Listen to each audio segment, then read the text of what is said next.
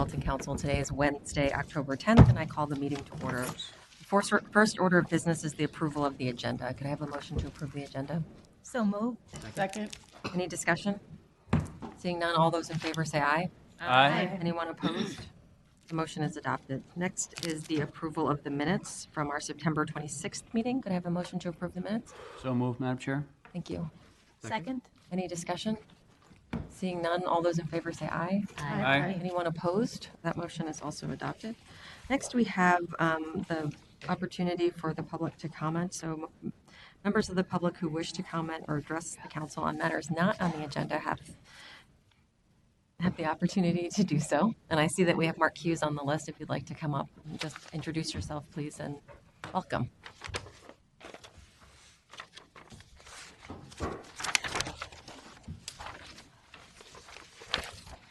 Good afternoon, Chair, members of the council. I hope you can tell by my gray hair that I don't just come down here and make up stories so I can do public comment. I come down here. But we have a pretty serious issue that happened to me last Sunday on Metro Mobility.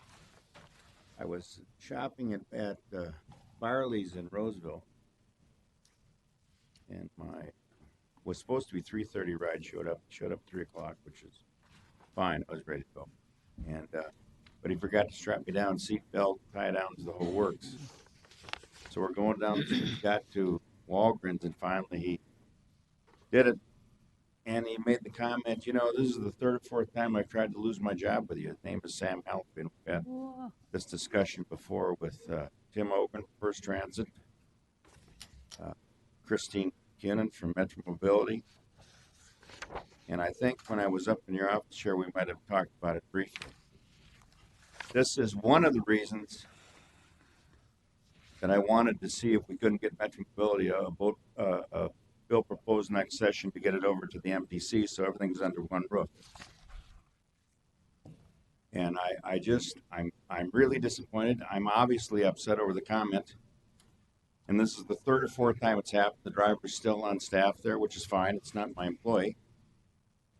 But I'm wondering what kind of management action is taken and what really happens. And I'm a little upset. And so I hope you realize that I'm not making this up. Go ahead and look at the tape. But I'm ardently upset. And I want you all to know. Thank you, Mr. Hughes. I Somebody's got to take responsibility now. appreciate your comments. Thank you so much. The next item on the agenda is the consent agenda. If I could have a motion to approve the consent agenda. So moved, Madam Chair. Second. Any discussion? All those in favor say aye. Aye. Anyone opposed? That motion is adopted. Next, I think we're going to move to the Transportation Committee. The reports of the Standing Committee will start with Transportation. Madam Chair, members, item 2018-254 continues the City of Maple Grove's contract for service for Metro Transit, which it has done since 1990. This is a $13.5 million agreement with the City of Maple Grove and is for the service period of January 1, 2019 to December 31, 2021. The agreement is to operate services on Route 780, 781, 782, 783, 784, and 789. I therefore move, Madam Chair, that the Metropolitan Council authorize the Regional Administrator to execute a 3-year service agreement with the City of Maple Grove for the service period January 1, 2019 to December 31st, 2021. Thank you. Is there a second? Second. Any discussion on this item? Seeing none, all those in favor say aye. Aye. Anyone opposed? That motion is adopted. I think given that, I think we'll skip for the moment the report on the environment and maybe start with one of the information items. We can start with the overview of Riverview Locally Preferred Alternative. I would invite Cole Henniker to come up and present that item. Welcome, Cole. Thank you. Good afternoon, Chair and Council members. Hi, welcome. I'm Cole Henniker. I'm Multimodal Planning Manager in MTS. I'm going to introduce a guest here to go over the Riverview Corridor. I just want to give you guys some context, and then I'm going to wrap it up with a presentation on how this impacts the TPP. So currently, there's a TPP that was out for public comment that's going through approval process. It'll be in front of this committee at your next meeting on the 24th for final adoption. So what we're talking about today is actually amending that plan that will be adopted later this month. As it stands in the current plan, Riverview is identified as a corridor that is awaiting an LPA designation. And so we're here today to tell you what that LPA designation request looks like, and then tell you how it will be incorporated into the plan through an amendment that would start actually at TAC planning tomorrow, and then go through the process into first quarter of 2019. So with that, I want to introduce Mike Rogers, who's a transit project manager at Ramsey County Regional Railroad Authority, and he's going to go through a presentation on the Riverview corridor, the process that they went through, and then the LPA that they are recommending. Welcome. Thank you. Thank you. So as Cole mentioned, Riverview Corridor, it's something that has been looked at by the region a couple of times. I think the most recent one was in the late 1990s, early 2000s. A 12-mile corridor connects some major destinations, downtown St. Paul, the airport, Mall of America. So a big reason for connectivity is that regional side, but sometimes what gets lost is also the neighborhoods in between and wanting to make sure there's connections provided there. So this version of the Riverview Corridor study came about from a request from the city of St. Paul. They had said to Ramsey County, hey, look at everything. So we said, all right, we're going to look at everything, whether it's rail, whether it's bus. We're going to take a look at everything, make sure we find out what's best for this corridor. We wanted to make sure we were able to serve those major destinations that I mentioned previously. We know that the corridor is growing, both in employment and in population, and that it's 50,000 residents today, about 124,000 jobs, and that's going to grow quite a bit into the future. And that, again, it's that regional and local connectivity to be provided. So we went into this study kind of thinking it would be more of a traditional study of about 18 months. We get through our decision-making process. We do kind of a traditional public involvement approach. And what we found at the end of the day is that wasn't enough. And I give our policy advisory committee a lot of credit for listening to the public and saying, no, we need to do more public engagement and also more technical analysis. So our 18-month study turned into a 36-month study. We started in 2014 and we wrapped it up in December of 2017. So it took us a little over a year to get our purpose and need goals and objectives done. It took us about another year then to get through that universe of alternatives, and then the final work was on those most promising alternatives to get to finally that locally preferred alternative. So within that study process, we did do a lot of community engagement. We talked to about 4,600 people, lots of different venues. We did the traditional open houses that when we initially started the study, we said, oh, we'll do a series of 3 open houses, 2 open houses for each series. We'll go in downtown, and then we'll end up being somewhere out in Highland along West 7th, somewhere in there. We'll figure it out. That balances the corridor pretty well. By the end of the day, we had done 4 series of open houses, and we were doing 4 open houses for each series. So we had Minneapolis-based open houses. We had one up in Highland. We had one along West 7th and one in downtown. We did a lot of pop-up meetings where we went to grocery stores or food shelves or bus stops to talk to people. We went to community members' living rooms to talk to smaller groups of people. We did also the traditional social media and online engagement work as well. So we tried to do our very best to talk to as many different people as possible throughout the study. And what we heard was there was a lot of support for rail transit because it's easy to use. It's very clear where the train's going to be, where the station is. I can roll on and roll off. Easy to bring groceries on board, bikes on board, whatever it may be. Also important to have that connectivity to the airport for the transit system. It's a cost saver, whether it's employees for providing parking or the employer for having to put that parking out there or pay for the parking for their employees. There's a concern, though, about what construction will do for businesses and the neighborhood, as well as what this, whatever it may be, whether it was rail or bus at the time, what it looked like once it was built and how that would impact the neighborhood. Would it drive the local businesses, the mom and pop shops, out of business because of gentrification or those sorts of things?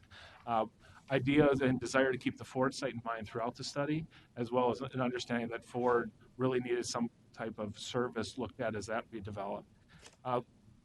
Acknowledgement that Route 54 is really a pretty good service out there. It's a high frequency route. It's got very good ridership, but people were saying it was starting to get too crowded and that sometimes the buses became unreliable because of that. So more of a desire to have that frequent, fast, and reliable service.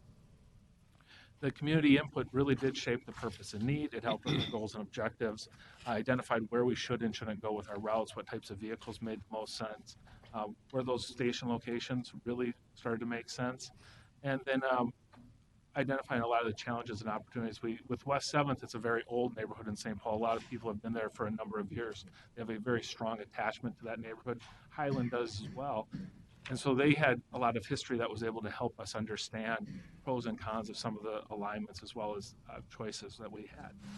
So when we went through all this work, we were able to identify the universe of alternatives, but we needed a way to take that universe of vehicles and routes and narrow it down to something that was more easily managed. And what we found is that when we looked at these 27 criteria, they look great across the board, but there's a lot of them that have the kind of the little purple globe next to them that really don't differentiate at this level because we haven't done environmental work. We know that whatever we put in there is going to have a noise impact on somebody, but we don't know if it is an impact that needs mitigation or if it's something else.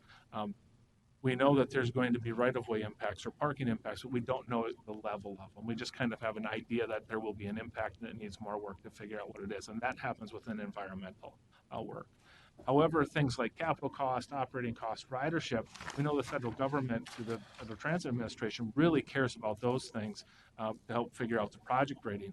And at this level, we can do enough analysis to get generally a good idea of what it will cost to build, what it will cost to operate, and how many people would ride it on a daily basis. So we applied those criteria ultimately to the 60 different alternatives that we came up when you combine the routes and the vehicles. And as you can see, we did look at all types of bus, whether it was just a regular bus service like the 54, arterial bus rapid transit, dedicated bus rapid transit, various rail modes, whether light rail or modern streetcar, commuter rail into the corridor. And what we found is that as you applied those 27 criteria, as you shook out what looked the best, you really came down to two modes that worked, bus or arterial bus rapid transit, and then the modern streetcar. And of those, 2 of them worked if you crossed at Ford Parkway, and 4 of them could work if you crossed at Highway 5. And we also like to point out what many of you know, is that when you decide on a locally preferred alternative, it is a stake in the ground. It's an important decision. It helps you move forward and focus on what you want the corridor to be, what the vehicle should be, what the route should be, but it's not the end of the work. So the LPA really is that identification of your general service plan, generally where your stations are, and what your general cost and ridership estimates are going to be. But it's not completion of environmental work. It's not engineering. Those still have to happen. There's still a lot of work that's left to be done to find out the fine details of this project. And it's not that final approval point. There's a general concern within the community that once you have the locally preferred alternative, it's going to get built next year. And that's not the case at all. We still have years worth of work to do to get through that environmental and engineering before any construction would happen in the corridor. So the locally preferred alternative for Riverview was identified as a modern streetcar along Highway 5. Our Fort Snelling is generally where it would cross the river. Connects Union Depot, Mall of America, would use a new bridge to cross the Mississippi River adjacent to the existing Highway 5 bridge, and then it would tunnel under Fort Snelling. So we like to pause here and say, well, modern streetcar, we don't have that here. What is it?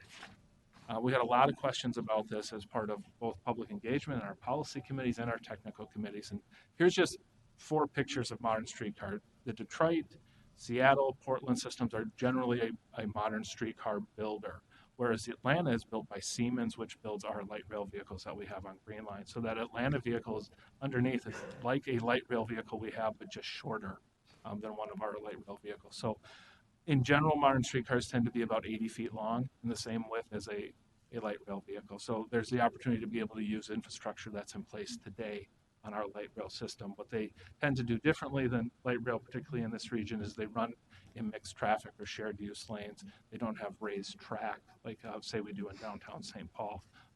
They're more permeable in how people can get across them. Oh, jump to there. Let's go back. So when we talked about, as I mentioned for Riverview, we talked a lot about this corridor needs some flexibility based on the neighborhoods it's going through. We want to be more context sensitive.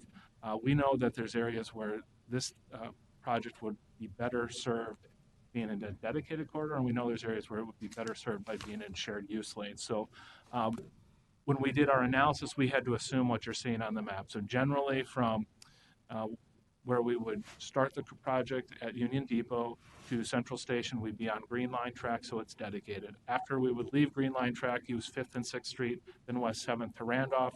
We would assume more of that mixed traffic operations, and then from Randolph south to connecting at the Blue Line, and then ultimately the Blue Line to Mall of America, we would be dedicated. That's something, as we go further into environmental work, to continue to analyze where those handoffs of dedicated versus mixed use or shared use are best placed. We need to look at how we interline, how we work together with the Blue and Green Line track and signal systems and fleet that are out there today, and then look at station features like the level boarding. That's what we're going for. We want this to be a high quality transit system. Pay before you board, a lot of the things that we see with light rail or with arterial BRT or the dedicated bus rapid transit. So to get there, the corridor itself, roughly 12 miles long, 20 stations. We will be running the corridor every 10 minutes. The end-to-end travel times to the depot to the Mall of America is about 44 minutes. Roughly 15 of that is the Mall of America to the airport. So the depot to the airport is right around a half hour, so it's very competitive with what Route 54 is doing today. It costs about $2 billion to build. Cost about $35 million a year to operate, and have about 21,000 riders in 2040. So things to look at in the future, as I kind of mentioned before, that connectivity with the Green Line and the Blue Line, how we get through the Seven Corners area. So Seven Corners is very congested when you start to think about all the events that happen down there and associated with XL Energy Center, whether it's St. Patrick's Day events with some of the bars and restaurants down there. We got to figure out how best to get through that area. An option is to go down West 7th. Another option is to go down Smith Avenue. Smith Avenue has a lot of hospitals on it, which brings in a different set of concerns. So environmental work needs to take a look at what to do there. Same goes for whether or not to use West 7th or the CP rail spur. We all know some of the challenges that are out there with rail spurs owned by railroad companies. But we also know that West 7th has a lot of parking issues, has utility issues, has business access issues. So we need to understand the pros and cons of both of those. There's the Blue Line connection down by Fort Snelling. And then ultimately, how do you access the Mall of America, given the challenges with 24th Avenue and traffic on that road?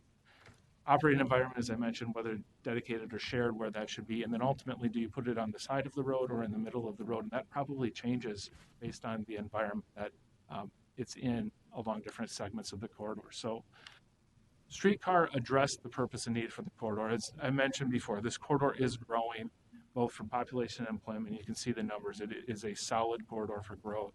Has a lot of transit-reliant folks in the corridor. 15% are zero car and 30% are below the poverty line. There's limited opportunity within the existing physical environment to improve the system because the corridor is built out. So whether it's neighborhoods, whether you run into the river or the bluffs or the existing transportation infrastructure like 35E or Warner Road, there isn't a lot of open space to put in new corridors. And then there's a desire to support and catalyze reinvestment in economic development. A lot of that's starting to happen. This will help to ensure that it continues to happen. So why modern streetcar? Why did that do the best job of meeting the purpose and need? Well, it does do the best job because it has the highest weekday ridership. It's double the ridership of no build in this corridor, has the highest number of transit-dependent riders that would use the service, and because of that fixed guideway, the highest development potential. It also, of all of the alternatives we looked at, is the one that's the most likely to qualify for the Federal Transit Administration's capital investment grant funding. It doesn't mean that we will qualify.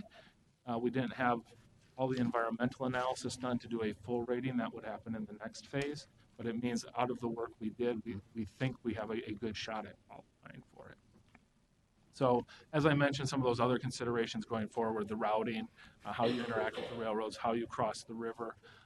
One of the things that the National Park Service has said to us is we need to look at using the existing Highway 5 bridge instead of just building a brand new bridge next to the Highway 5 bridge. So that's something in the environmental work we'll have to look at.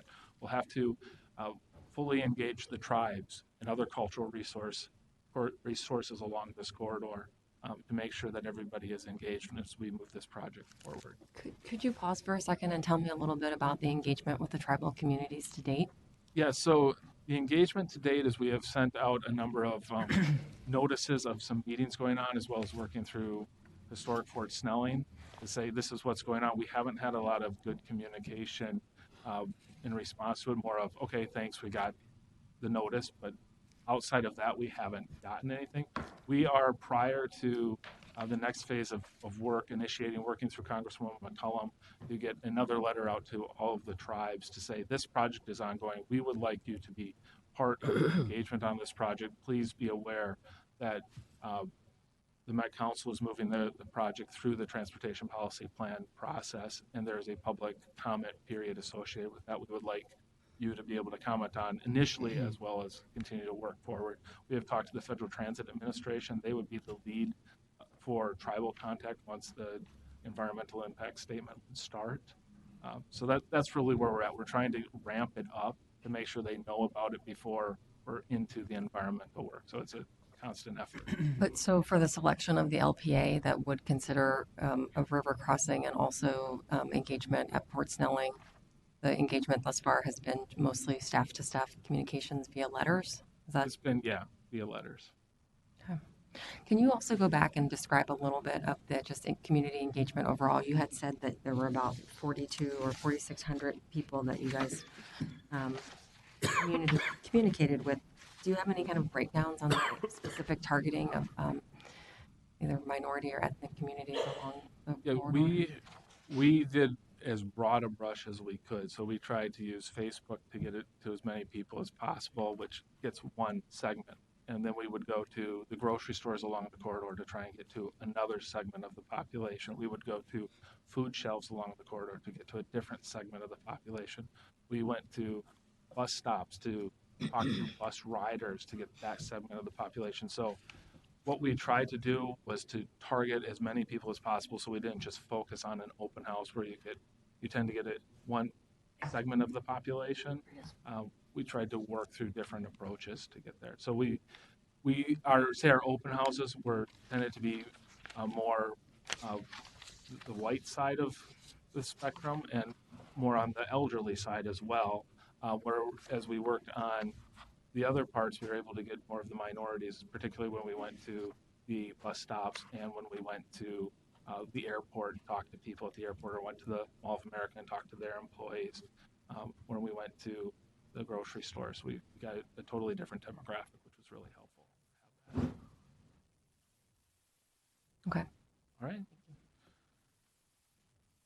And then some of the input we received on the locally preferred alternative from the community is they like from an opportunity standpoint, the higher development potential, the faster service, the more direct service, better accessibility along West 7th versus using something along the CP spur, kind of being in the heart of the neighborhood versus being at the back door of the neighborhood. They like the idea of transit service for low-income communities. They like the idea of additional transit service to the Fort site, even though it wasn't going to be the Riverview corridor. On the challenges side, this is something we hear a lot, is that what's going to happen, the fear of the unknown, what happens with construction, what happens to the business or the home during that construction period and after. Are there going to be programs to support those businesses through construction? How is that going to work? How is communication going to be handled? Cost, it's a $2 billion project. How do we afford a project like this? Is this really the best option? And then safety in neighborhoods along the route. And it's a safety during construction. It's a safety after operations. How does a rail vehicle in mixed traffic really work since we don't have it here? How does all that work out? How does it stop in time? How do I cross the street? How do bikes interact with the tracks? Those types of things. How do I make it so that this doesn't become another barrier in the neighborhood like 35E or Shepherd Road? How do we make it so that it's really something that's easy to get across or helps us to cross West 7th Street, because West 7th Street is a very hard street to cross for people as well. From a next step standpoint, as I mentioned back in December is when our Policy Advisory Committee approved this locally preferred alternative. Since then, Metropolitan Airports Commission, City of Bloomington, City of St. Paul, and Ramsey and Hennepin counties have all adopted resolutions of support for the locally preferred alternative, and now it's being brought before the Metropolitan Council through its various committees for adoption into the transportation policy plan. Assuming all goes well, we would like to release our RFPs and begin our environmental analysis work in the spring of next year. So thank you. I think that looks like that's the conclusion of your slides. Yes, Is I that right? believe. I think we should pause for just a second and see if anyone has what questions folks have. Seeing none, then I think we can move on. Thanks. Thank you. Go ahead, Cole. Thank you, Mr. Rogers. So the next step for this project is to be amended into the transportation policy plan. So what does that mean? We, as I said, currently Riverview is identified in the transportation policy plan as a project, but it's awaiting this designation of what is the locally preferred alternative. So this amendment that we are proposing to bring forward would add the project to the plan, to the fiscally constrained plan, and it would move it from what we are calling potential current revenue scenario projects into the current revenue scenario. So basically moving it into the fiscally constrained plan. What we do with this amendment is we document its impacts to the plan. So, and I'm going to go through all of these individually. We talk about the fiscal constraint. How is this project funded, and how can we show that there's revenue available in our plan to afford it? We talk about impacts to the environment and air quality, as well as equity and environmental justice. And then we talk about how it affects the performance measures of our plan, since our plan is now performance-based. The first three are federal requirements to address with every project that's added to the plan. The last one is really just the best practice of looking at performance measures and how it impacts our plan. So as Mike spoke to, there's a couple of different pieces that needed to be done in order for us to consider an LPA. The LPA report contains a lot of the material that was just covered. It also has a comprehensive summary of the public engagement, and so that was submitted to us after the LPA was recommended by the PAC. The local resolutions of support were adopted mostly last year, or this year, I should say, with the latest being Ramsey County kind of taking all of the resolutions they got from local governments and then adopting the package to send to the Met Council. We do have a project timeline that was submitted that gives us a sense for when the estimated project opening would be, and then a project financial plan from Ramsey County that shows here's how we forecast to pay for this project moving forward. So given that we have all that we need to do the amendment, we were able to start it. And here is a really quick summary of the Riverview financial plan. There is an updated timeline for the project. So the capital costs we're now estimating at $2.06 billion. And that's mid-year of construction. So that's looking out to, I think it's like 2028-ish at this point. Available revenues for the project are based on forecast of the revenues that we have in the region or that we expect we could get for this project. So for capital funding, obviously the New Starts program is a large source of capital funding for our projects in this region. So we would expect that this project, if it were able to be able to qualify, could garner up to about 49% of the cost. Ramsey County and Hennepin County then split the remaining local match, and it's split. It gets a little complicated here, but it's of the 51% that's local, it's split 10% for regional railroad authorities and 40% for the county sales tax.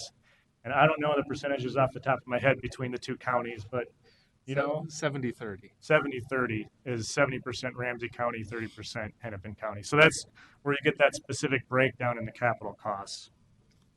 For the operating funding, just looking at the first full year of construction, Ramsey County's, they've done an estimate on fair revenue.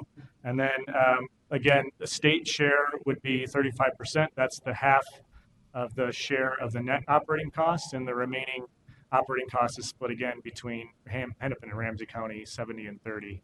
And that would be entirely funded with sales tax from those counties. Railroad authorities are not allowed to participate in the operating funding of these projects.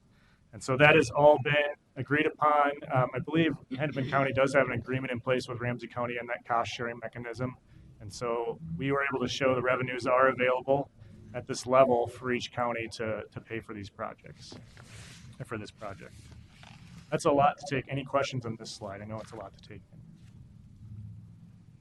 I don't see any. Go ahead. I have gotten questions in the past. How do we show this project is funded? I do want to clarify it's not like all of these funds have been indoctrined in legal agreements, but we do show that there is capacity in these sources to be able to afford this project by 2040. So that's what we mean when we say funded in the TPP.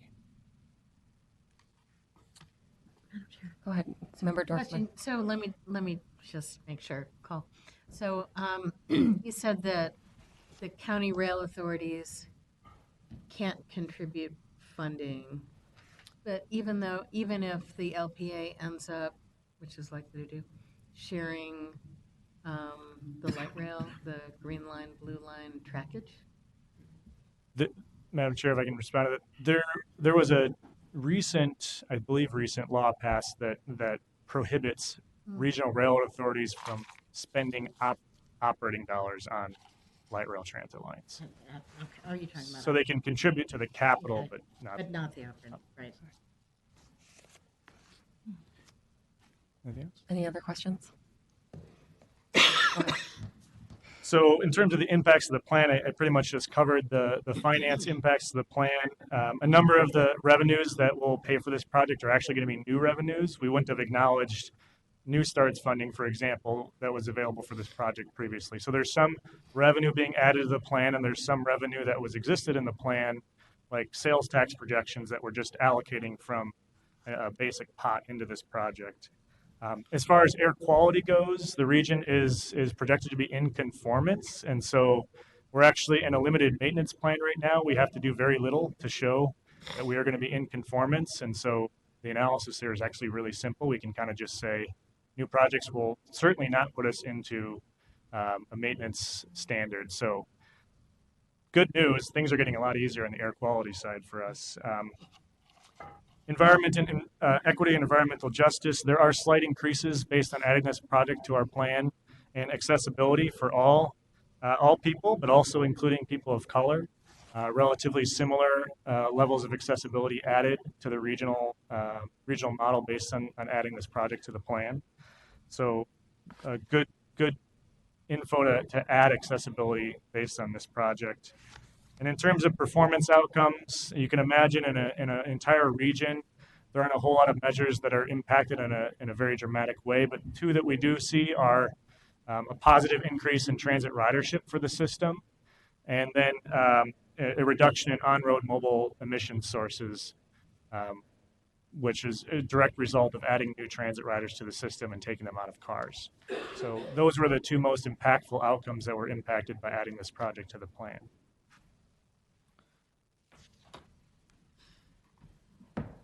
Last slide I have is just to show you the schedule. The TAC Planning Committee is our first committee, and they'll be considering this tomorrow as an action item to release it for public comment. As I noted, the TPP is going to be approved on the 24th, so the council action will not be occurring until after that. But we are starting at TAC Planning tomorrow. We'll be going to TAC and TAB in November, and then at the end of November, right after Thanksgiving, we'll be coming here at the Transportation Committee in full council to release for public comment. We're proposing to have a public hearing on January 9th, and then wrapping up public comment period on January 21st, and then bringing it back to Transportation and the full council in February for full adoption. Some of those dates at the end are kind of tentative depending on how much commentary we get from the public, but that's our working schedule. At least through public comment period. Are there any questions about the amendment or the project? Any question, Member Munt? Madam Chair, gentlemen, I'm excited to see Riverview moving forward, and I'm excited about the modern streetcar. I'm just curious about what type of analysis is done to determine whether we can diversify our fleet to include streetcars, and when in the planning process does that happen? Well, Go ahead. I guess, I can just start off by saying I know the project did work very closely with Metro Transit staff just to make sure that there was some ability for the project to coordinate with our existing infrastructure, but Mike can probably speak to that more. Yeah, Madam Chair, Council Member, the next phase, the environmental work really has to dive deep into that analysis of how we would work from integration into the existing light rail system, how the vehicles would play together, how maintenance would play together. Metro Transit staff have been very concerned about adding a brand new vehicle to the network and all new operation and maintenance facility that is completely different from what we've got going on. So as the next phase goes on, that's where that gets really sorted out of what can we accommodate versus what we would want to accommodate, and where is the ground in between that makes the most sense. Thank you. Other questions or comments? Well, thank you for the presentation. I think this is really helpful. I think I would just continue to encourage in terms of outreach, especially with the tribal communities, really recognizing the governor's executive order on the way we do deliberate government to government engagement with our tribal nations, especially in the metro when we've got big infrastructure projects that impact them. So thank you very much. Thank you. I think what we can do now is go back to reports of the Standing Committee and hit the Environment Committee. Member Rummel. Thank you, Madam Chair and members. Apologize for the delay. Business item 2018-256 is a request for adoption of the Metro Plant Solids Management and Improvements Facility Plan. In order to serve regional growth through 2050, the facility plan recommends adding a fourth incinerator to the Metro Plant, followed by renewal of the existing 3 incinerators. Public outreach has been conducted and was generally well received with no reservations expressed about the proposed project at that time. Staff have responded to all written and verbal comments received during the public comment period and are attached to the business item.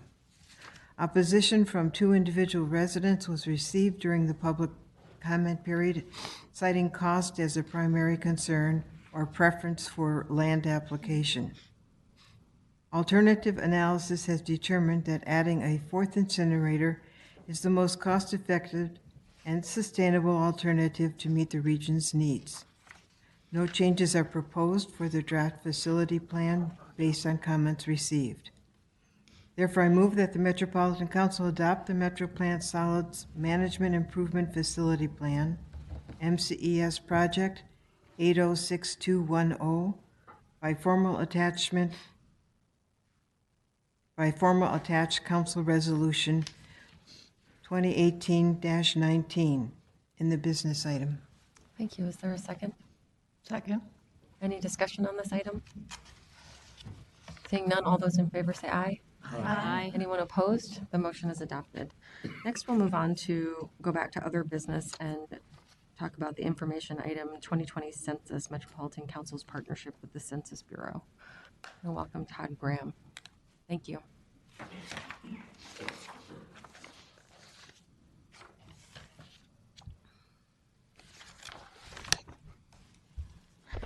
And Andrew, I'm sorry not to recognize you. Welcome back. Council members, I'm Todd Graham, Principal Demographer at Met Council, and we have a presentation in 2 parts today. My part will be an introduction to the 2020 Census, also Met Council's partnership with the Census Bureau, and specifically our support of the 2020 Census. And then we have a guest presenter, Andrew Verdon, who is the state of Minnesota's Director of Census Engagement. And Andrew will be, we've asked Andrew to describe the 2020 preparations of the Minnesota Council on Foundations, the state demographers' offices, local and state complete count committees, and he will discuss how these overlapping efforts are being coordinated and how to get more involved. So that's Andrew's half of the presentation. Some background to start. The decennial census is a once per decade deliverable. The U.S. Constitution requires that an enumeration, that's an accounting of people, will happen every 10 years, and the resulting counts will be used to apportion seats in the U.S. House of Representatives. So that's where this started 230 years ago. Following the lead of the U.S. Constitution, state and local governments likewise implement proportional political representation. They use the census for that purpose for all levels of redistricting, state legislatures, city councils, and most of you will remember that back in 2013, your own council member districts were redrawn to balance the population that each of you serves. So a second and third uses of the decennial census are the planning of public services and the distribution of public resources. An example of the distribution of federal monies is there's over $600 billion of federal budget that is distributed to states and sub-state areas based at least partly and maybe largely on the population of those states and areas. You know, an example is the allocation of federal highway planning and highway construction monies, which is billions of dollars, and the federal government, their formula is not strictly population based, but Minnesota does have almost 2% of the nation's population, and we do receive almost 2% of that federal highway money. So, a fourth use of the decennial census, the population counts and all the demographic details that come along with it are material that are used by researchers like myself in our work program. Our Met Council forecasts, and I'll say also our population estimates annually, are all based on and benchmarked to the starting point information that we get from the decennial census.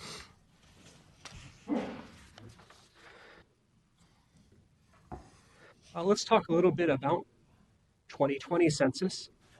There are some historically new challenges that the 2020 cycle is going to bring us.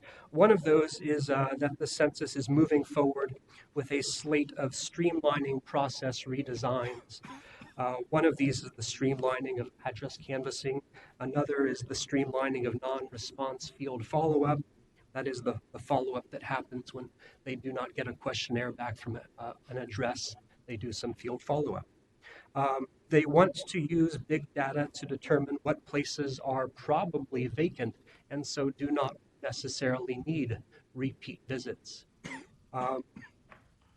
But I'll say that these process redesigns really do heavily lean on big data mining, and the risk is that these new process redesigns are only as good as the good data that's being relied on. So we'll see if those processes are successful. A second challenge is, and also risk, is the introduction of widespread internet response to 2020 census. Congress wanted to save some money, and census management's hopeful, techno-trusting objective has been to get half or more of the population to fill out the decennial census through an internet-based questionnaire. So that's going to be happening, and it's the first time they've done something, let's say, this massive. So do they have a website and servers infrastructure that can handle the load? And also, I'd say, will the user experience be simple enough and straightforward enough that people have patience to get through all 11 questions? That's a second challenge. Okay, a third challenge, and the challenges maybe become a little more daunting.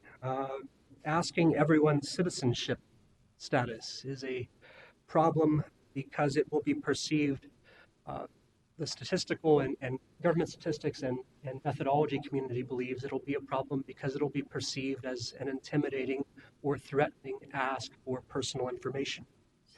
And this could depress census participation. It could depress the completion of the questionnaires.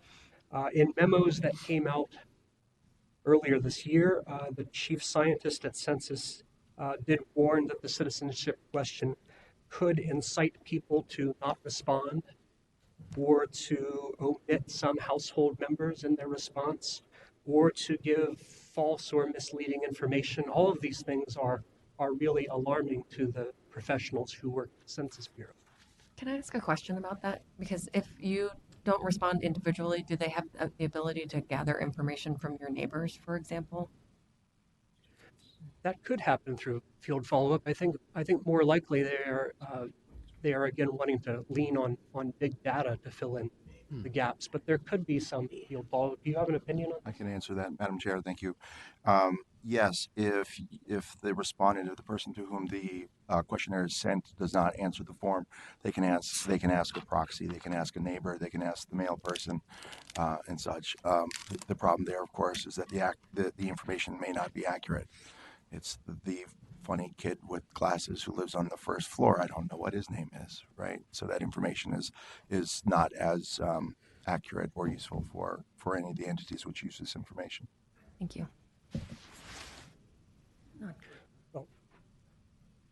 That's a third challenge. Madam Chair, a fourth challenge that I'll bring up, and this is maybe closely related to the third challenge, is the let's call it the deterioration of Census's brand and also the goodwill that the Census Bureau relies on. The decennial census really is a once a decade effort that relies on volunteered resources and volunteered time of civic and community organizations. And the census's partnership and communication strategy talks about leveraging trusted voices in the community to spread awareness and encourage people to participate. But in meetings that I've been in, and maybe Andrew as well, we have heard our partners at Census Bureau saying that they find some community organizations are pessimistic or turned off or even offended by actions and statements that they've heard coming out of Washington. And that is not good for this effort. So I'll call this a fourth challenge that they're up against. Some organizations that promoted census in the past are now deciding whether they want to partner again in 2020. On a brighter note, let's talk a little bit about Met Council's ongoing partnership with Census Bureau. I offer to review what we've done in the past with Census Bureau.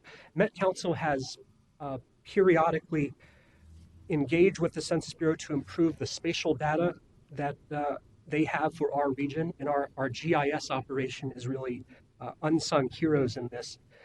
Before 2010, the Census Bureau used our street center lines to realign and improve the data layers that they maintain. So now our Metro GIS endorsed street center lines are sort of baked into the census geography. And that's actually good for the reliability of both the data we have and that they have.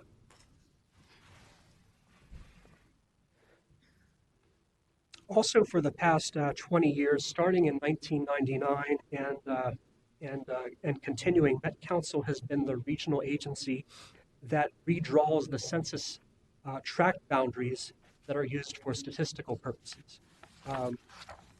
This includes census tracts, also block groups, also some other geographic levels as well. This redrawing of statistical areas does not include the political boundaries. That is an entirely separate process.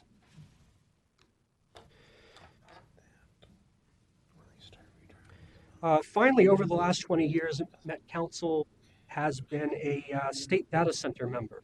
And the state data centers are statistical agencies, demographers, and data providing organizations from all of the 50 states that partner with Census Bureau to provide expertise, training, and extension of census data so that the public can access it and use it. If any local government or business or person needs census data, they are welcome to call our council research office, and we help them find what they're looking for. While we're talking about the state data center role, I personally have been on their SDC program national board for the last 5 years, and I chaired our national conference at Census headquarters this past April and also last year. The SDC board represents the states as we maintain this partnership with the Census Bureau. And so the board that I chair, we did participate in several of the public comment processes this past year.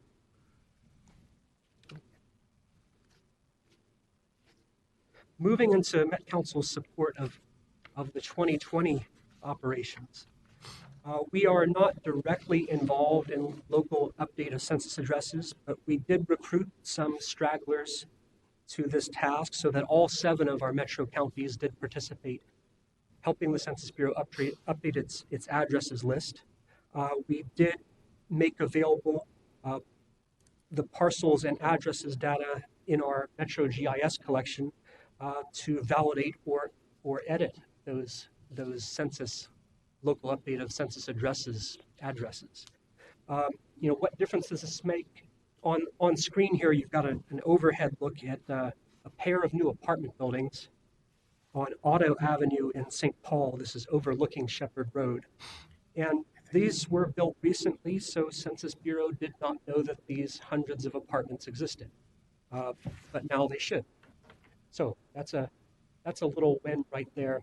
The general thrust of the LUCA program is making sure that they have all the addresses, so that all these addresses receive a census questionnaire in 2020.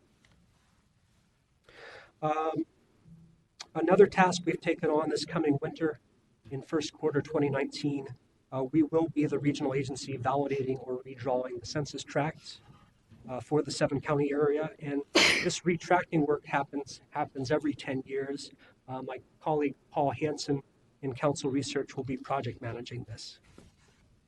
And finally, this year, I and also Andrew have been involved in a quarterly meeting series called the Metro Local Governments Roundtable on 2020 Census. We will take suggestions on shortening that name if you can come up with it. But the goal of this roundtable has been local governments working together, exchanging ideas about promoting awareness and participation in the 2020 census, and sharing our best practices and best experiences as we come to those revelations, right? So our most recent meeting in September brought together staff and officials from 20 local governments. These are mostly City Hall pros who have been tasked with doing something to support public awareness or promotion of the 2020 census, and we get together and we share ideas. Met Council departments met last winter to brainstorm what we can bring from our end, how we can support the 2020 census. Member Lutovsky joined us for that meeting. Our main objective is public awareness and communicating the positive value of a complete count, counting everyone who's in the Twin Cities. Among the steps that we're taking, the communications team is publishing periodic informational updates, beginning with Wes's column last month and continuing all the way through Census Day 2020. That will happen through internal and external newsletters, also social media, also features on our public-facing website. The communications and research teams are going to work to identify historically undercounted or low response populations in the region, and we are going to try to find ways to promote the census within those communities. This is also, I'd say, the main objective of local complete count committees that are being set up by cities and counties now. The complete count committees have that same concern, and so there's great potential for us partnering with those as they're set up. As they put their outreach plans together, we're going to work with them, and we will offer the content that we've authored for them to reuse if they need it in their campaigns. And finally, the fourth point on here, council members can also be involved in this. Community relations and outreach staff will work with council members as members are active in their districts and attending events that are relevant to civic engagement. So the substance of our communications is, I would say, still gelling. We're wanting our messages to fit with Census Bureau's own campaign, which we have not seen yet. But Census Bureau expects to publicly launch their communications campaign in first quarter of 2019. Is that about right? Okay, maybe second quarter of 2019, somewhere in the spring. And at that point, we will be doing what we can to fit with their campaign objectives. Still, I think we can guess what the key messages will be. It'll be civic responsibility, political representation, everyone should be counted, do it for your community, and your privacy is protected. Those will probably be the main messages coming out of Census Bureau. So we will follow their lead with that messaging, and we especially want to add content about the Twin Cities Metro, including how we use census data for policymaking and service planning here at Met Council. Madam Chair and council members, that closes out my half of this topic. At the request of council members, we have invited today a guest presenter. Andrew Verdon is the state of Minnesota's Director of Census Engagement. And Greg can switch over to that slide deck. We have asked Andrew to describe the 2020 prep work of the State Demographer's Office, the Council on Foundations, the Complete Count Committees, and also Census's field operations itself. And many people and organizations want to be involved. Andrew will discuss how these overlapping efforts are going to be coordinated. Excellent. Welcome, Andrew. Or welcome back, Andrew. Thank you very much, Madam Chair. Thank you, Todd, for the introduction. This is the one thing I didn't get to do when I was working at the Met Council, is actually present to you, so I insisted on coming back today. So good thing it happens to be on a topic I know a little something about. So it's nice to see you all. So yes, I am the Director of Census Operations and Engagement for the state of Minnesota, and there's 539 days left until the census, not that I'm counting. Whatever hair I have left is very quickly going. So I want to, before I begin my remarks, I want to say thanks to Chair Churumoff, to Wes for your column, to Councilmember Latowski for serving on our statewide committee, and to Todd for this invitation. You do not need to wait till I'm done. Obviously, throw things in my general direction or just shout out if you have any questions or objections to anything that I'm saying. So this alludes to, Todd was talking about this, about kind of the three legs of the stool here. There's the Federal Census Bureau. They're the ones who actually do the hiring, the ones who do the counting, they're the ones who do the operations. And then you've got the state side of things. So there's the public side. The grass tops is what I'm responsible for. So that means state government, state agency, elected officials at the state level, congressional delegation, county level, city level. I'm also working with, excuse me, the business sectors as well. And then we have the grassroots, which is the community-based one, which is what we call the Minnesota Census Mobilization Partnership. And that is the umbrella organization, which includes nonprofits, philanthropic groups, community-based organizations, culturally based and linguistically based as well. This is a unique structure. You know, I'll tell you that most states take the position that the census is federal work. They count, they hire, they do everything. And so most states don't get involved until the Census Bureau is done with the count. The Census Bureau says, here's the data, and then the states say, thank you very much, and they do their work with it. Minnesota is one of 4 states, only 4 states that has someone in a role like myself, whose job it is to help make sure that we have the most fair and most accurate count possible for our state, which is great. And the fact is that we also have a wonderful partnership with this Minnesota Census Mobilization Project, where the philanthropic and nonprofit sector is very, very involved in this process, and they're very keenly interested in this because we want to make sure that we have a fair count as well, for reasons of political representation, for reasons of funding, both from Washington, D.C. as well as from St. Paul, and in terms of just having good data for good policy decisions to be made. So Todd talked about some of these before, but you know, these are some of the challenges that we're facing here in 2020. Some of them are not new. For example, there's a constrained fiscal environment on both the federal and state level. How it manifests itself for the Census Bureau is generally, when they do a decennial census, 2 years before, they do what's called a end-to-end test, and that's supposed to be a complete test of all of the Census Bureau's processes. And it's supposed to be done in an urban environment, it's supposed to be done in a rural environment, it's supposed to be done in a Native American reservation. Due to budget cuts and a series of continuing resolutions from Washington, that was stripped to just one test, Providence, Rhode Island, which is lovely, but doesn't have a lot in common with a lot of Minnesota, greater Minnesota, and certainly not the Native American reservations. So that is an issue. They have recently included their end-to-end test, and some of the test results are starting to come out. It's a little ominous sign when the Census Bureau says, well, we don't want to concentrate on the past, let's focus on the future. So, not good. Distrust in government, that is not new to the current administration. I worked on this federal census in 2010. Minnesota's own Michelle Bachmann told her constituents, don't fill out the form. Barack Obama does not need to know how many toilets you have. And which is interesting because Minnesota actually held on to the 8th congressional seat by 8,500 people or so, out of a population of 5.3 million. That's practically a rounding error. There are 435 seats in Congress. Minnesota got the 435th.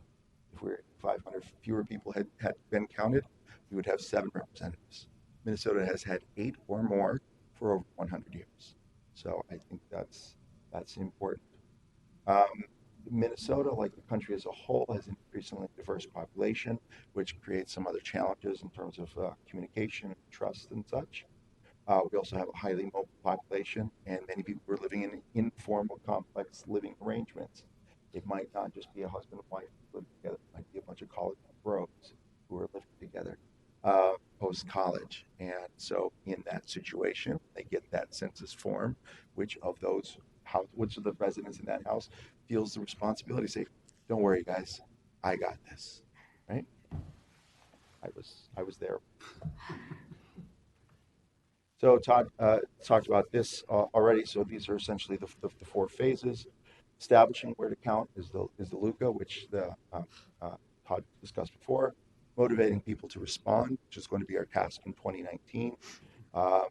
In 2020, 539 days, counting the population, and then at the end of 2020, releasing the results, and we'll find out whether or not Minnesota has been able to keep its 8th congressional seat. So Todd mentioned this. So for the first time ever, you're able to complete your census form online. That's both good and bad, I would think. Given all the various hacking scandals and such, there are people who are concerned about that. There are, of course, plenty of areas where internet is not as prevalent or as strong as others. So what the Census Bureau is planning on doing is 75 to 80% of the households, which are known as internet-first households, will get a postcard. And the postcard will say, "Dear resident of this address, please go to this website, fill out your census form." There'll be a series of letters pestering you to fill it out, and then you'll get the paper form, and then you get another couple letters, and if you still don't respond to that, that's when they send the door knockers. That's when they send the enumerators to your door. For the 20 to 25% of the households where there is low internet usage or penetration, those households will get the paper form, good old-fashioned paper form, from the very beginning before they're pestered and then have someone knock on their door. So this is roughly what that looks like, all the various number of contacts. They will not be sending out all of the postcards at once, so hopefully we don't have a crash of the federal census's website. As you can see, there's actually 5 attempts of people being contacted before they begin to send enumerators to the door. And as Todd indicated, there's a large cost motivation here. Obviously, it's a lot less expensive for the Census Bureau to get you to go to a website and fill out your form than it is for you to mail a form in versus sending an enumerator to the door. In 2010, the cost of getting you to respond to your form via paper was less than $1. The cost of sending someone to your door was over $30, because you might have to send someone multiple times in order to be able to get the information. So there are some, I think there's some pluses to the digital platform. An email could be sent to employees, retirees, or family members. Elected officials could send this to their constituents, saying, you fill out your form, click on this link here. We are exploring some peer-to-peer text messaging sites where we might be able to tweet the link out or text the link out saying, have you filled out your form yet? Please click on the site there. And then there's also the opportunity for us to have like census response tables. So this might be a community-based organization that might say, we're going to set up shop at the Cub Food or Rainbow or at the farmer's market or wherever. And as long as they have a web-enabled tablet, they can assist people filling out their form. So this is an important point here, which is about the confidentiality of the census. Any information that you give the census or anyone gives the Census Bureau, anything that is identifiable on an individual basis is confidential for 72 years. That's because of life expectancy. So when someone fills out the form, regardless of what they say, that information can't be given to any government agency or anyone for that matter. That includes the FBI, ICE, Department of Welfare, Immigration, child custody, anything. Minnesota Department of Revenue. In fact, Census Bureau employees do not have a duty to report, specifically so that we're not afraid of answering the door to a Census Bureau worker. Now, I also do understand that if you don't trust the government says, trust me, it's confidential, you don't believe them. But this is, in fact, the case. And the penalties for violating that are very severe. A census worker is not allowed to divulge this information even to another census worker that they're working with. And the penalty is 5 years in jail, $250,000. It's 5 years in federal prison and a $250,000 fine for a job that pays $20 an hour. County in 2020, I'm guessing you're not willing to make that choice. Last thing I think is important to note, if you think about the questions are actually on the census form itself, with the possible exception of the citizenship question, most of the questions are something that a proxy, a neighbor, someone could answer simply by standing outside your house. How many people live at the residence? What's their sex? What's their approximate age? There's a question about race. Do you rent or own your home? So you don't have questions about birthday, social security number, and account numbers and such. So for the most part, these are not things that, if someone were to intercept your census form, they're not going to be able to open up a bank account with their name, that information. As Todd said, $600 billion a year are at stake. Minnesota, that number is over $8 billion a year that comes to Minnesota from the 16 largest federal programs. That comes to $1,532 per man, woman, child in the state of Minnesota per year. Since the census is only done once every 10 years, that's $15,320. Starts to add up. That does not include appropriations that comes from St. Paul, also based on the decennial census count, or money that your city or county might spend to do the same. These are some characteristics which make a area hard to count. Vacant units, apartment buildings, renters, if you don't have a landline, if you don't have a high school diploma, people who are living under the poverty line, who are receiving public assistance, people who are unemployed, linguistically isolated households. This is actually one that keeps me up at night. The Census Bureau supports 13 languages, including English, which is great if you speak Mandarin, Chinese, or Russian, or Spanish, or Tagalog. It's terrible if you speak Somali or Oromo, because none of those languages are supported by the Census Bureau, because those languages are not prevalent nationally. So in order to combat this, we need to find native speakers of those languages here in Minnesota to translate the form in person at the door. So Todd talked about a couple of these already, but I've got a couple others to add here. First of all, make sure you fill out your own form. Second of all, help others fill out their form. That could be people in your social network, people at your church, people at your school, people of that type. I think there's a role here, especially with the online option, where Met Council could, in 539 days, send out email to the employees of Met Council, to the retirees of Met Council, and the families of Met Council. Have you gotten your form? Have you filled it out yet? Here's the link. Click on the link. Fill out your form. This is terribly important. There's also a chance here for Met Council employees, family members, retirees to work for the Census Bureau itself. I think the census works best when people from the neighborhood are actually speaking to other people in the neighborhood, especially if they are culturally competent, linguistically agile. I also think that, for people receiving programs such as the TAP program. These are people who are receiving, who are likely to uh, fit any number of characteristics from that hard to count populations. That would be a natural group to target to try to encourage to fill out the census form. Anyone who's receiving assistance through Metro HR. You, of course, have a lot of assets available to you in terms of advertising, buses, LRTs, and shelters, and all your publications that Todd mentioned in his presentation, in order to encourage and increase awareness of the census as well as participation in it. Councilmember Lotovsky is part of the statewide complete count committee, but there are complete count committees forming all over the state, and that's on the city level, on the county level, and even on the neighborhood level. And if that's something, because I think most of you are leaving next year, so you have time on your hands all of a sudden. You have Barbara, I'm looking at you, to join or form a complete count committee of your own. I think it's tremendously helpful and a great way to localize the federal Census Bureau's plan for something that works for Scott, Park County, city of Minneapolis, or any of the areas. With that, I'll stand for questions. Anyone has any questions about the census, happy to answer them. Great. What questions do folks have? Member Munt. Madam Chair, Andrew, there are a ton of folks in my district who are snowbirds. They spend 4 months in Florida, 8 months here. Does the census give them any counsel over claiming Minnesota as their home?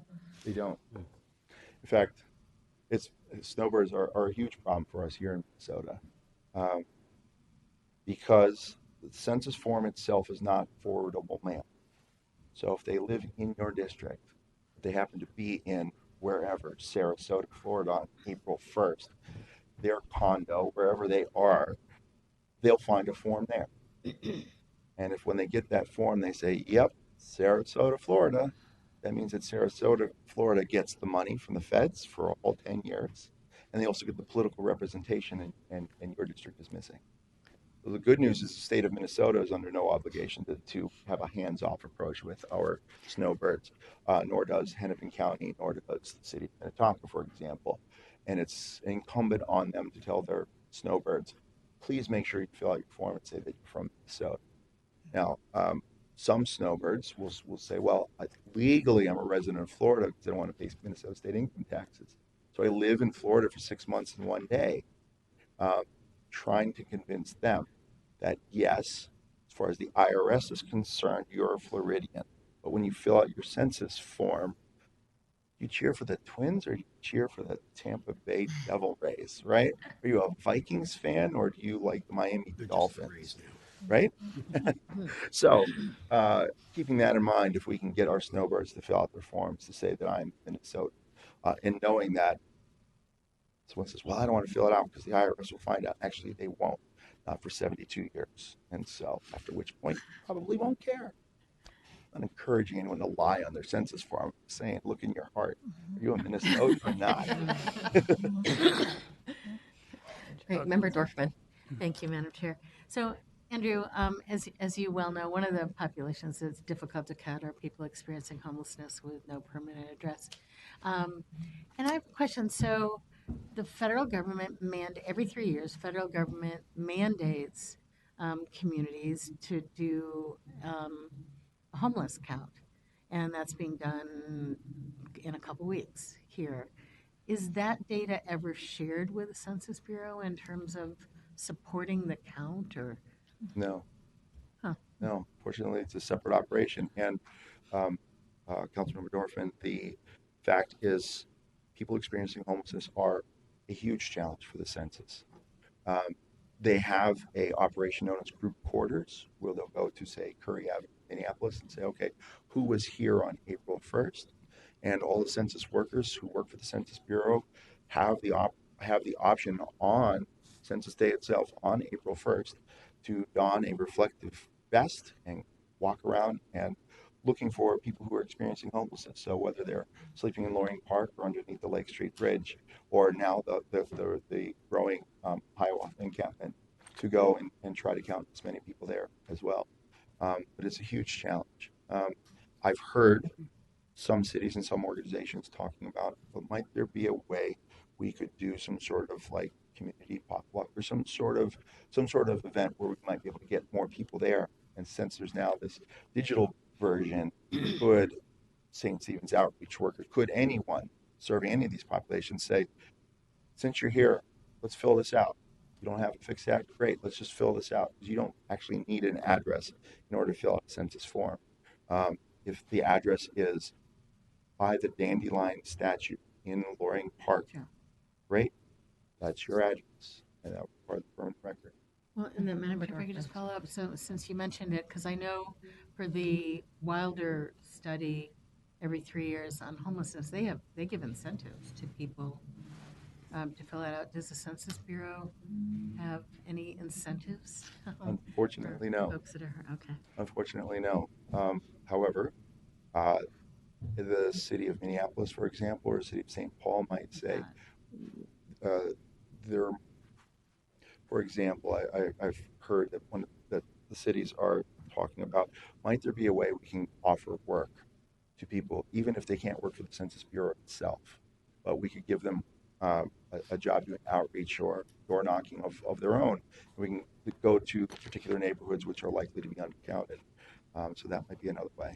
I was part of a focus group with people experiencing homelessness in Minneapolis, and someone said, well, you know, getting a paycheck from the Census Bureau doesn't help me because that money would be taken in order to cover my living arrangements. So, but if someone was to pay me in a gift card for food or services, that I could take, and that's something I could use, and I'd be willing to do this type of work. So that's something that we're exploring as well. Thanks. Appreciate the question. Other questions? Member McCarthy. I just have a comment. I was one of those door knockers in a census before. I just felt it was like my civic duty to do it, and also to curiosity in the process and the different challenges. But by the time you start knocking the door, my experience is that those populations really do not want to answer the door or answer any of those questions. And going to those neighbors next door, then they start questioning, why are you coming to me to ask? And so, I mean, there's a really huge challenge there, and any kind of media buy or community engagement you can do with these underserved populations or undercounted populations will really be helpful. But it seems like you already understand that. I appreciate that. I appreciate the question, Councilmember McCarthy. In fact, we've recently entered in an agreement with TPT Television to create a series of videos for us. Less important is the fact that these will be broadcast on TPT Television. More important is the fact that they're going to be professionally produced videos, as opposed to, say, me with a Facebook Live, trying to explain what is the census, why does this matter, why should I care, why should I fill this out, and that's something that we're hoping to translate into many different languages. So that's something that can be shared by a trusted member of the community. Say, we understand you don't want to fill this out, but here's how it benefits you, and here's how it benefits your neighborhood or your community by participating. Thank you. Member Lutovsky. Thank you. I just want to thank the chair and Wes and Andrew and Todd for coming and doing this presentation. Been kind of pushing it for several months now, so I'm glad we were able to fit it in. And just to Councilmember McCarthy's question, and that's why it's so important to have people that look like the members of the community out doing that door knocking. So you have that friendly face. And I would encourage everybody to think about what kind of complete count committee could you join or kind of make on your own. I mean, there's the geographic ones, but there's also topical ones. So thinking about people experiencing homelessness, there's probably a coalition of those providers who could get together and come up with some strategies for how to approach it, but that's just one example. It would be just awesome, a little unlikely, but awesome if we could keep 8 representatives for the state of Minnesota. Yeah. There's our challenge. Yeah, it's Minnesota is projected to lose its 8th congressional seat by as little as 10 to 30,000 people, which means that unless we have a massive baby boom in the next 539 days, we just need to make sure we do a better job of counting. And so I absolutely agree with your comments, Councilman. Madam Chair, if that happens, and I remember hearing about this last census, is the likelihood that Minneapolis and St. Paul become one congressional district? Is that what people think? Councilmember Dorfman, that is one possibility, and that'll be on the basis of what the legislator and the governor at the time are able to come up with. The consequence is this: regardless of where the boundaries are drawn, if we went from 8 congressional seats to 7 congressional seats, that means that each congressional seat grow by approximately 100,000 people. When you're talking about a district like the 7th congressional district, which basically extends from the Canadian border to very close to Iowa, it's going to be even closer to Iowa. And the possibility of putting Minneapolis and St. Paul in one district is another option. So, all of which I would not like to see happen. Great. Well, thank you so much. Member Rummel. Thank you, Madam Chair.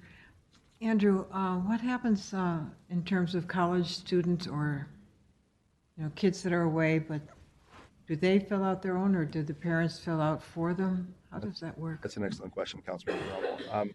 Actually, the Census Bureau has a very large and very complicated booklet to try to determine where you are, where you should be counted. If the student is living in a dorm, say in Middlebrook Hall at the University of Minnesota, there's an operation in the census called group quarters. And so the Census Bureau will contact the University of Minnesota and say, please give us the names of all the people living in all of your dorms. And the university will fill that form out for them. So the student living in Middlebrook Hall does not need to fill out their own form. However, anyone living in off-campus housing would be responsible for themselves. The standard for the census is known as usual residence, place of usual residence. So we were teasing, Susan Brower and I were teasing Katie Rodriguez at the Choo Choo last month about this. She says, well, I don't accept that my daughters don't live with me. Right. And I would like to put them in saying that they still live here. Councilmember Latovsky, that you might relate, right? Yeah. So the point is that as her daughters spend the majority of their time, their usual residence is elsewhere, that they would fill out their form there as opposed to here. Now, the Census Bureau does have a process by which they try to eliminate duplicates. So if the parent says, no, my baby still lives with me, and the child fills out the form and says, no, remember when I went away for school? I live at this other place now, that the Census Bureau will attempt to balance that out. Great. Well, thank you very much. Thank you both for the presentation. I appreciate it. I think it's important work. Next up, we've got 2 more information items yet this evening. The next one is Transit Investment Report, and I will invite Nick Thompson to present. Thank you. Welcome. Madam Chair and members, thank you. I'll be brief here and just wanted to give an update on a report that we'll be submitting to the legislature next week called the Metropolitan Area Transit Investment Report. This is a new report that came out of the 2017 legislature, but it's a report that has been called a guideway report since 2010. There are 3 similar reports produced before this, but MnDOT was the lead agency in production of those reports. 2017, the legislature moved this report to us as a provider, and then they reformatted it to kind of change the content of it to kind of try to capture what they've been trying to capture for a look at transit in the region for all providers over a 10-year look. So this report has 3 main components. It's a capacity analysis, which really looks at the funding and projections for funding and then the expenses. They've added performance measures into the reporting. That is new this year in the report, and then really an update on every project that is either in operation or planned to be in operation within that 10-year time frame. We are the producer of this report, but it is a report that's based on many of our partners. We receive data from all the counties that have transit service or are planning transit, like the Riverview Corridor, MnDOT for several of the projects that they are the lead on, suburban providers, the University of Minnesota, and of course our services that we are either operating or planning. When we receive the data from our partners, we accept the data as they provide it. We do not adjust any of their revenue or ridership projections. It is the data that we're recapturing what they state will happen over the next 10 years in their report. What the capacity analysis is really the new component that I think that the legislature is really trying to understand what is the region planning to invest in the next 10 years? What are the sources that they've identified to cover those expenses? And then what are maybe some of the gaps that the state will be asked to provide for? So we've got a capacity analysis that breaks down both capital and operating for existing systems, bus and rail, or any of the new transit ways that will be built in the next 10 years, our arterial BRT and some assumptions we've made there. And then we have a category called other transit, which includes things like MnDOT's led NLX train, Ramsey County Union Depot falls within that per law, and the University of Minnesota. So there's a category of ones that don't quite fit in those others. So it's really looking at what are our regional funding needs over the next 10 years and what our estimated costs will be. The road performance is one that we have annually done. It's not something we've probably brought before the council before, but the legislature really asked for that, not just what we're going to spend, but how is our transit performing, our current transit performing, down to the route level of every single route that is in operation. We annually do this, but they've put it into this report and added new measures, and I'll talk briefly about that. We've sort of talked about this last week somewhat when we talked about the fare policy, but we have passengers per in-service hour, subsidy per passenger, and fare box recovery ratio, which is the new measure that the legislature created as part of this report. We've talked about fare box recovery ratio kind of regionally, but they want it at the route level in this report. So we do have that. And we've really worked with our providers to determine how we calculate that. And we, particularly our suburban providers, they've agreed to the methodology for that fare box recovery. The route measures that we have in there, there was a handout also that if you grab that I copied one page of hundreds of pages of every route for 3 years that break down every single route in terms of its cost, how much revenue that route, what its ridership is, and then you can get a subsidy for each of the routes. And then per our TPP, we set performance standards for routes to achieve by service. And so if we have different kind of thresholds, level meet standards of the TPP or levels 1 through 3. And each of those levels has action that the provider of the transit should do if they reach a level 1, level 2, level 3. But it's really up to the provider how to do that. And so this report now looks back and says what's happened over the past 3 years for each of the routes in the system. We then roll up those individual routes into an analysis of how the region is doing. And we look at like a category like commuter and express service. Are those routes performing in general well, or most of them? And so we'll have a summary of that. Last week we talked about the fare box recovery in terms of what would trigger a new fare policy update, and we had this threshold of 28% and whether we should break that down by mode. The other side of the handout starts to get at about each of our modes, what a fare box recovery ratio would be. And then you start to see that each mode has its own recovery ratio. But if you roll them all up together, we're currently projecting from 2017 that we're at 23.1% for all our systems, fixed route systems for a fare box recovery. So you start to see numbers that would maybe lead to a fare box policy discussion in our budgeting, like was discussed last week. But again, it varies quite differently by mode, with light rail being our highest fare box recovery, and our commuter and express being good performers too. But then if you were to look at a service like ADA, you have fare box recovery down at 10%. The summaries that are in there, we've asked, there's 30 separate projects that are covered within this. 12 of them are in operation or will be, or in planning and development. 9 of them are study modes. An example would be Nicollet Central or the Broadway project, or projects that are identified in here. We even have a couple intercity passenger rails. Any project that has basically had a study or has some planning work goes on is included in here, including what the project is, what the estimated cost is, timelines. And so it's really the legislature trying to understand what's all mostly in operation, but what's also being planned in our region so they can understand what the investment needs will be. Is that a statutory requirement that all those types of projects are included? Yes. Okay, thank you. Sorry. Just in general, a few conclusions from that. We talk really what is going to be the state ask for services. If you look out to the year 2028, 10 years out, we have a projection through this report of $232 million for a state appropriation. This is our base is roughly almost 90 million, and we're projecting going forward that it'll remain at 90 million because we don't have any state law that says it'll increase. So we have $142 million in new state funding that would be needed. Most of that's for the services that we already have. It's 78% of that is just for our mandatory and committed services, Metro Mobility, the light rail lines, the half of the operating costs that we already have. We call North Star one of the committed services because that is one that we have funding agreements with our local partners on. It's just 32% of that ask is what would be for new services, and primarily that is our ABRT system that we would plan to build ideally within that 10 years. And then, as we mentioned in Riverview, half of the operating costs for light rail lines other than Southwest LRT, which by law is 100% local.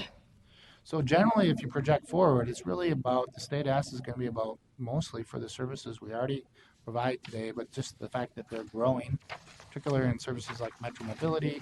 You also have inflation increases. We also document, of course, that this county sales tax is a good funding source. We make assumptions about state general fund that they will continue to fund these core services in this report, and that they'll grow. And lastly, we have a pretty good analysis of the motor vehicle sales tax. This is the one that the report looks forward 10 years, but also looks backwards backwards. Because MVES is really one that has really changed and is contributing to some of this deficit that we see going forward. You know, as you know, actual revenues for MVES really do change year to year, and we update that for adjust our budgets. But if you see that curve, it started to flatten out, and really the projected growth is not occurring the way it is. And the report documents pretty well that MVES is basically reset almost at a 20 million per year, lower than what we had maybe talked about earlier in the time frame.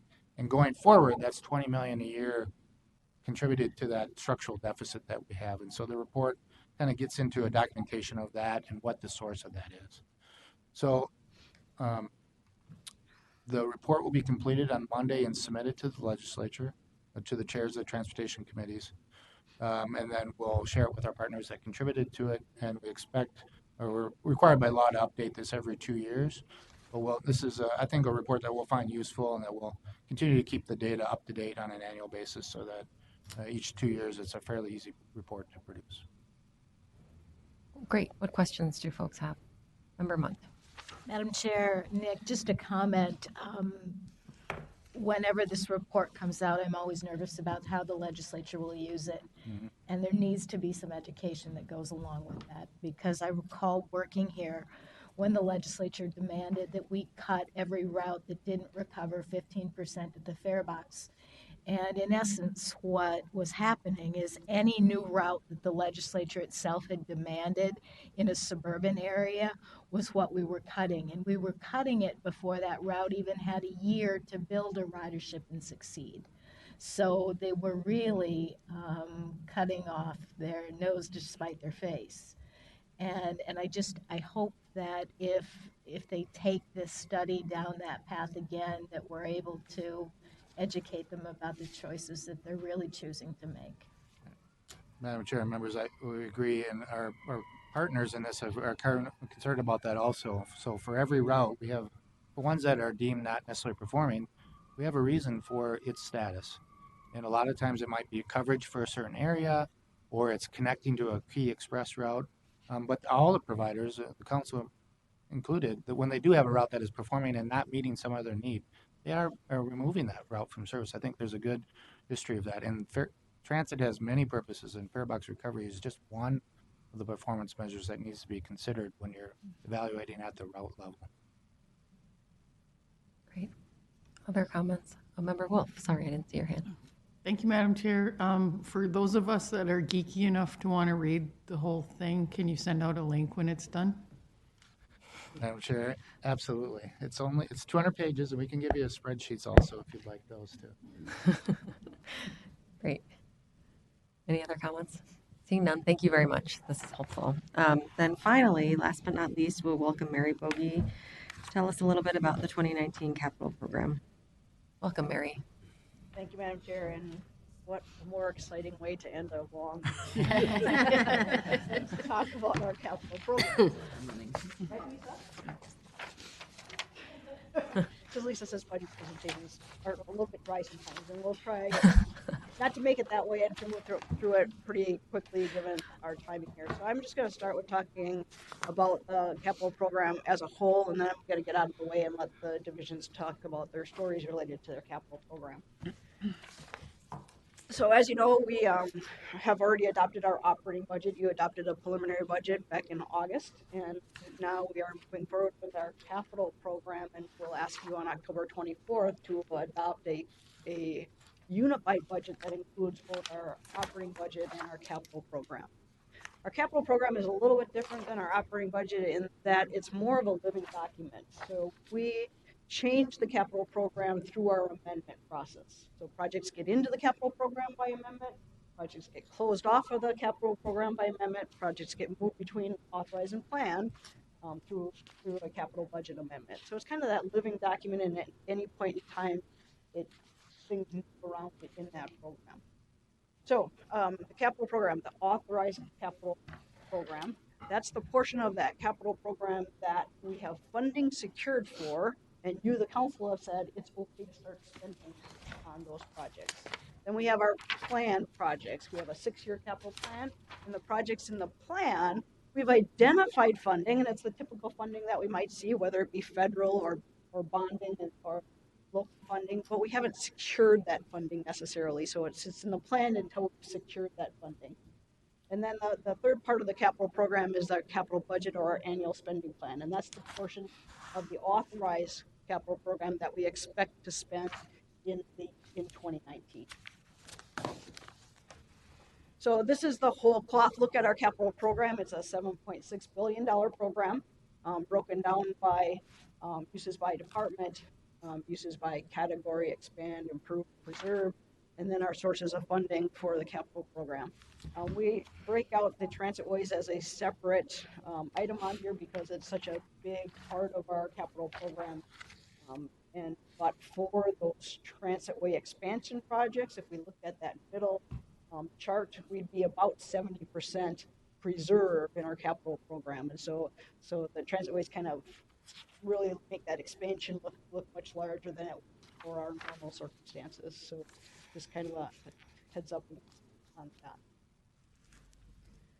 This slide shows you the breakout between planned and authorized, but also I break out the authorized between what's already been spent in the authorized capital program and what's left to spend. So about 60% has already been spent in the authorized capital program. Remember, projects don't come out until they are complete, and so we have about 1.2 million in authorized that we expect yet to spend, and then planned projects that we authorize.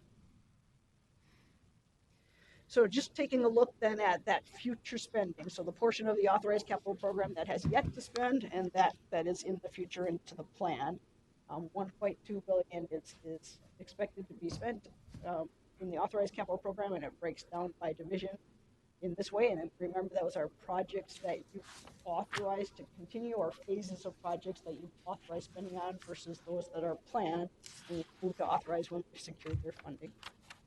So that's the breakout between that. Of the authorized capital program, 1.2 billion, about 575,000 is expected to be spent in 2019. So that's the capital budget.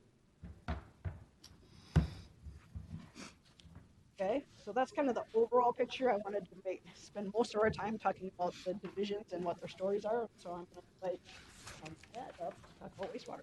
Welcome. Thank you. Thank you, Madam Chair and council members. I'm Ed Smith, Director of Finance and Revenue, or MCS. So we'll do a little bit of a deep dive. I'll try to be brief since it's long past dinner time. So first of all, our uses, that's the wrong. Uses by department, you can see that the majority of our spend is going to be in interceptor projects versus treatment plants. That's primarily due to our increased condition assessment, where we have recently focused on increasing our inspections, our evaluation, our prioritization of our interceptor projects. But if you look at, and then treatment plants is where the rest, if you look at by category, preservation there again, if you're going to spend most of your money in interceptors, that's all preservation work. So that's driving 75% of our preserve. Expand and improve. Improve is making things better. Expand, there might be the question of, geez, we're not really growing, so why are we paying for expansion? We actually are growing. The region is growing maybe 1 to 2% per year. And even though there are water conservation efforts that keep our overall flow relatively flat, population growth does increase the solids, so we do need to increase what we're processing. So what you're actually seeing, the fourth incinerator that Councilmember Rummel discussed earlier, that's 50% in expand and 50% into improve, because it will also allow us to more aggressively recondition our existing incinerators. Over on sources, the majority of our funding does come from the region at 1.3 billion. PAYGO is pay as you go. That's where we use our operating funds to pay for what we would normally finance. And I do want to make a quick correction here. The $22 million is for our industrial pretreatment and incentive program. That's my error, and I apologize to RA Finance for that. And we do think it's worth calling out because those will not be paid off with SAC or MWCs. Those are actually paid by the lease payments from our IPIP customers. Future spending, again, you can see a slight shift here right now. Authorized is mostly focused on interceptor plants, so the majority is on interceptor projects. But looking out into the future, that's where you see your fourth incinerator. That's also where you see the Rosemont treatment plant, and we'll dig into that in a little more detail. Some modifications to the program. We actually have solids improvement, not just at Metro with the fourth incinerator, but also at Empire and Seneca plants, Blue Lake interceptor improvements, and then our Minneapolis interceptor system rehabilitation. We made a couple of adjustments. Those are primarily driven by either lower bids, and we've refined the design, or by projects where we're very close to being done and we know they're going to come in under budget. So we are making those adjustments. But you can see the work is in Seneca Southeast Metro Reclamation Facility. That is for the biofuels project where we're trying to kind of recycle the Rosemont facility for wastewater reuse. And then Blue Lake interceptor improvements. And we'll dig into what those look like. So treatment plants, about $460 million. The biggest chunk there is your fourth incinerator. But there's also other rehabilitation efforts at Metro Wastewater Treatment Plant, including the electrical systems and some of the facilities. And then Seneca and Empire is where we're doing our solids processing improvement, and Southeast Metro water reclamation facility. So that's the Rosemont facility for the biofuels. Over on the plan side, another $201 million. Also, there's your fourth incinerator. So the fourth incinerator and authorized is mostly around design. Fourth incinerator and planned is mostly around construction, as well as work on our Hastings plant. We are going to try to get out of downtown Hastings and move down the river a bit. And then our Blue Lake solids processing is improvements in our NEFCO anaerobic digestion and the pellet manufacturing there. In terms of interceptors, as you can see, it's pretty geographically diverse, starting from even in the core and moving its way out. Mound area, Minneapolis, North area, around Brooklyn Park, Brooklyn Center, our St. Paul interceptor system. I did put a couple of pictures here. These are actually from Phelan, but I think it's interesting to point out those orange boxes look like they're the size of your air conditioner unit, but if you see that little yellow dot in the corner, that's a human. So these things are in a great deal of work. And then the lower one is the majority of how we do our interceptor rehabilitation, which is cure in place pipe. So that's what the sock looks like before they soak it, blow it up inside of an existing interceptor. And with that, I will stand for any questions for the ES portion. What questions do people have or comments? Any? Seeing none? Okay, we'll keep going. On the transit. Thank you. Thank you.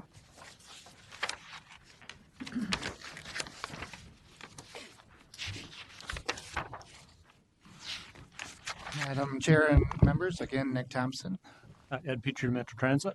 We are going to tag team on the transit capital program today. Starting off with our overall transit capital of $5.8 billion, as Mary had mentioned earlier, that's a large part of the overall capital budget.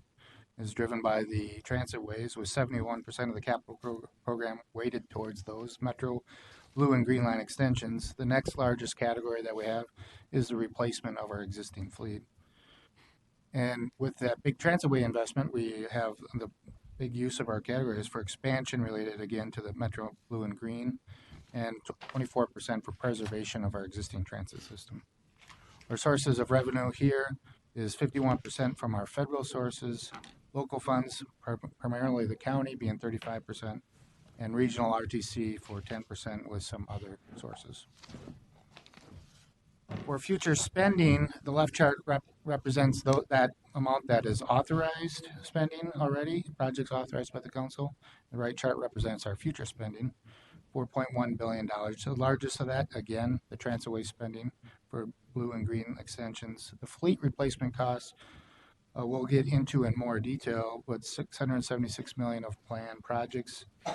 Assumes our replacement of vehicles per our fleet management plans, includes large bus, Metro Mobility, and fleet, including Metro Mobility demand, which is growing.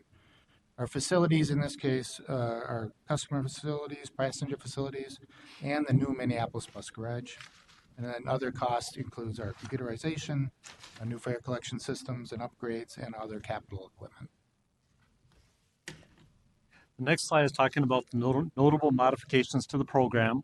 Up and foremost, one of the things that we're really focusing on is maintaining our assets in a state of good repair. If you recall, we met with the council a couple weeks ago, and we have just filed our transit asset management plan with the FTA. That's a plan that is due to the FTA on an annualized basis. We have that updated every year.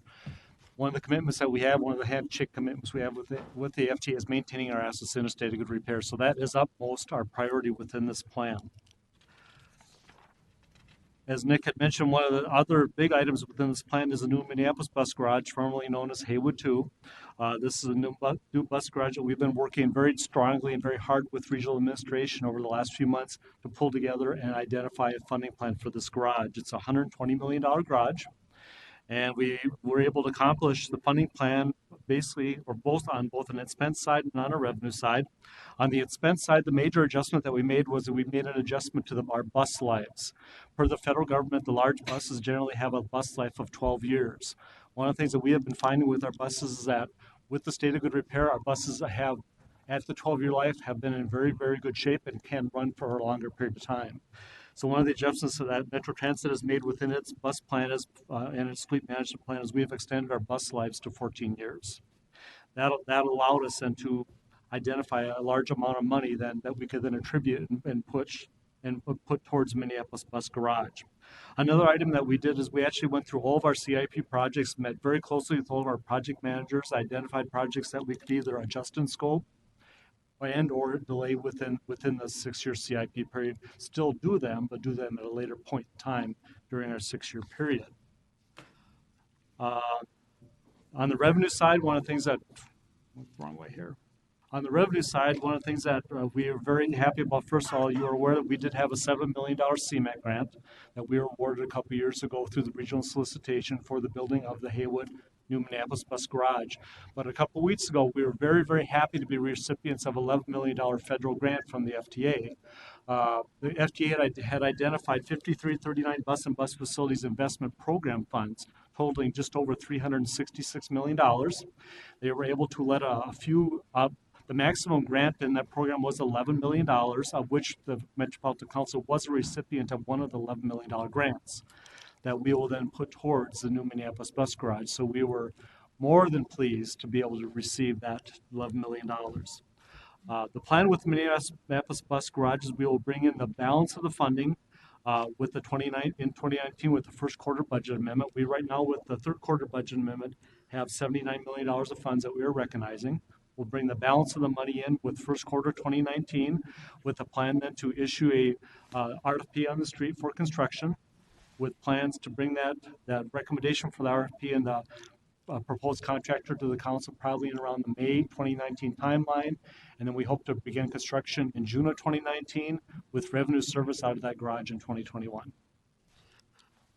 Another item that we're bringing forward within the plan that we're very happy about is our bus electrification program. That's one of the items that we've been working very hard on. During the 6-year CI plan, we plan the purchase of 84 electric buses, and we have additional option for up to 42 more buses within our plan. We've also set aside $11 million towards electric infrastructure, which would purchase of charging stations and necessary equipment. So you could roll the bus in and either charge it overhead, otherwise charge it right in the garage themselves. Another item that we've been working very hard with regional administration with is the LRT vehicle replacement plan. Within this, as one of the things that we always look at, we always think our vehicles, our light rail systems are brand new, but when you think about it, the light rail system for the Blue Line started in 2004.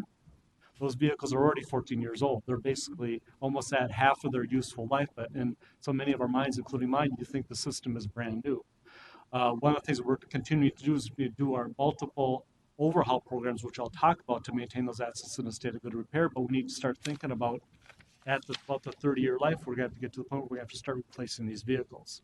So working with regional administration, we've been able to identify and set aside approximately $10 million in this program to begin to set aside for the future replacement of these vehicles. And we hope by the year 2034, which is when the first vehicles will have to start being be replaced, we will have enough money set aside, approximately $40 to $50 million set aside, which would be used as a local match towards future federal state of good repair funds. So we're very happy to be able to start that program, start that set aside, and have the local match ready to match future federal funds. One of the other items, big items that we do have within the CIP is for our fare collection equipment. Both we're looking at both the GFI system and our cubic system. Our current GFI system is a vintage of 1993. So our GFI current, that is the trim units and the fare boxes that are on the buses that you feed the medium into and or get transfers out of. Those units are 25 years old. We're having a difficult time finding parts for those. So one of the things we've identified and put into place, this impacts both Metro Transit, regular route, contracted service, and Metro Mobility. We're actually putting together a plan that over the next 10 years, as we're replacing vehicles, we will then be replacing those vehicles with new vintage GFI fare boxes that will also then be able to talk with the old boxes. But during that period of time, we will then be taking the old boxes off the buses we're retiring, using those parts to keep the current system going until we can, over the next 10 years, then fully replace our GFI system. The other item that we're looking at is an expenditure in about the year 2023 or 2024 on the cubic system, that's our go-to card system. That's going to need a major upgrade within that system. We're anticipating that will happen probably in year 23 or 24. The other item that Nick will be talking about in a few minutes is the Metro Mobility ridership growth and the extreme increase in the number of buses that they're going to need during the 6-year plan. So let's move on to fleet. Overall, within the CIP, it's $764 million, $88 million authorized and planned of $676 million. Priority will be to maintain our current fleet, whether it's large bus or Metro Mobility, all in a state of good repair per our fleet maintenance plans. Another item that we do have within the CIP is our CTIP note payable. If you recall, a couple years ago, we were able to get a $14 million 5-year interest-free note payable so we could put towards the purchase of 5 option vehicles on the light rail Blue Line light rail. And so we've already paid, our third installment of that 5-year loan will come this December. We will have an installment in December 2019 with the final balance due. They're $2.8 million a year. The final balance will be due in June of 2020. So that is included within our CIP. We have non-revenue vehicles, staff cars, police vehicles. As I discussed, we do have the electric vehicles and the charging stations within the system. Overhauls. We're going to continue the major overhauls in both the Type 1 and the Type 2 light rail vehicles. The Type 1 are the Bombardier 80, the Type 2 are the Siemens vehicles. Hard to believe, but many of our Type 1 vehicles on the Bombardier side have now exceeded 1 million miles on their odometers. So they're going through some major overhauls. We also have major overhaul plans for commuter rail vehicles on the North Star, and and then we also plan some Southwest Transit service expansion with CMAQ funds. So that gives us the balance of our fleet. Fleet service vehicles, as I mentioned, we will be purchasing on the Metro Transit side a base order. We're working currently with the base order of about 437 buses with an additional option for up to 113 buses. It's a complement of standards, Arctics, electrics, and coaches. The base order, like I mentioned, would be a plan for 84 base electric buses with potential for options of up to 42. We'll also be ordering buses in the middle on the small bus side, approximately 945 Metro Mobility buses, 107 large buses and Arctics for the suburban providers and for Transit Link and Fixed Route, and 62 sedans for the Metro Mobility service. On the overhaul side, as I mentioned, we'll be overhauling the Blue Line vehicles, 44 vehicles on the Blue Line, 47 on the Green Line, and the 18 overhauls on the North Stars. All the overhauls on our light rails and North Star commuter coaches will include items like brakes, doors, motor trucks, assemblies, and some interior refreshes. All to keep maintaining the vehicles, keep them in a state of good repair, so we can get the 30-year life out of the vehicles. So this graph shows you that growth in Metro Mobility fleet and MTS fleet. Metro Mobility continues to be the story that has been the story on our operating side, as that's grown 6 to 8 to 9% per year. When you grow with the operating and ridership, you grow with your capital. As you can see from this, it has been the Metro Transit growth has been fairly slow and steady, but it's the MTS fleet that's really grown. Our fleet includes the Red Line and our suburban opt-outs, but really it's the Metro Mobility that's growing this. The suburban providers, we assume that they get one CMAQ grant every 2 years. That is typically for fleet expansion, but overall that's small. The Metro Mobility, to put that in context, we've grown 100% in our fleet size since 2004, and by the end of this, we will have grown by 180% by the end of this CIP. We have an expansion plan in this CIP of adding 300 buses that are Metro Mobility above what we have today. So if our trends continue and we do not have other options, this is where our fleet is growing on the MTS side. Do we also have a CMAQ option for funding, or is it just the suburban providers? Madam Chair, the CMAQ is used by Metro Transit, does receive CMAQ grants, but it's not counted here. We do not use that for Metro Mobility, but it's typically they've typically won one of the regional solicitations per solicitation. Right. So. Moving on to our facilities category, it's $258 million, planned of $131 million, authorized of $131 and future planned of $127 million. One of the big programs that are in the facilities for both our customer and support facilities is our energy enhancements.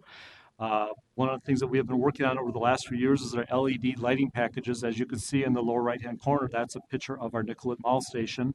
We have been working on replacing all of our lights with LED light packages. Most of our packages that we have replaced at both, whether it's a park light or station, have a return on investment of less than 4 years. So it's been a very good investment for us, but also it really, wherever they're at, it lights the campus right up. It is very bright and it's very, very useful for our customers. We're going to continue to make improvements and repairs at our facilities and maintain them in a state of good repair.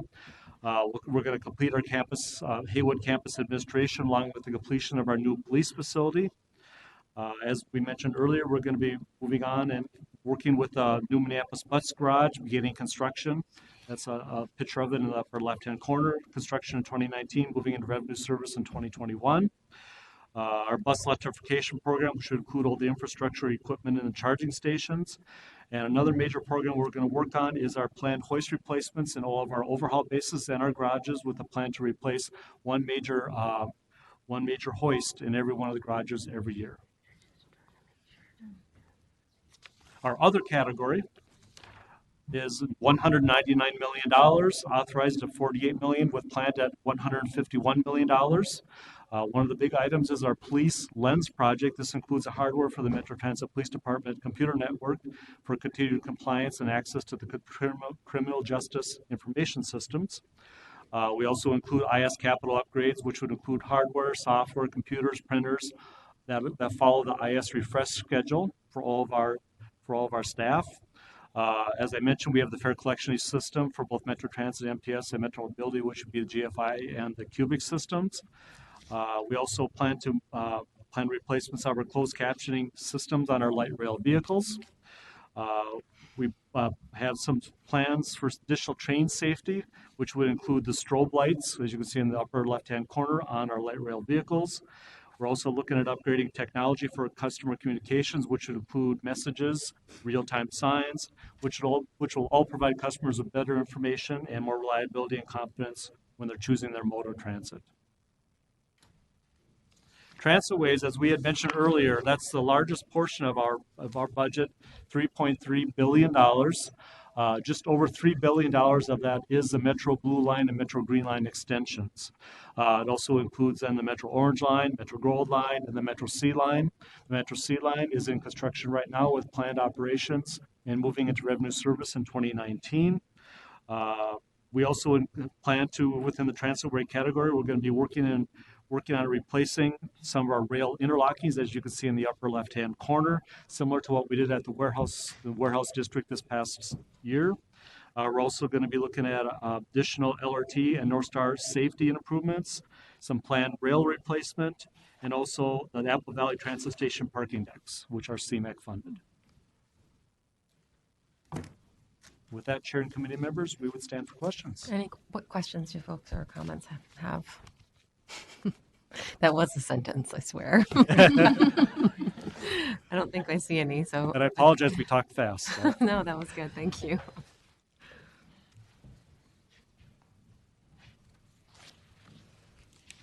Welcome, Lisa. Good evening. I'll try to be quick. We're small, but I think I would argue the most beautiful of our regional systems. I'd like to buzz through these quickly, but please do interrupt me if you have any questions. So the Parks Capital Program is $375 million and funded primarily with state funds. The council does provide a regional match to state dollars, and our contribution represents about 17% of the program revenue. The council does not match direct appropriations, and we do not use any of the capital dollars ourselves to build out or acquire any of the land ourselves. Over 90% of the funds go directly to parks implementing agencies, with the remaining going to projects as directed by the legislature.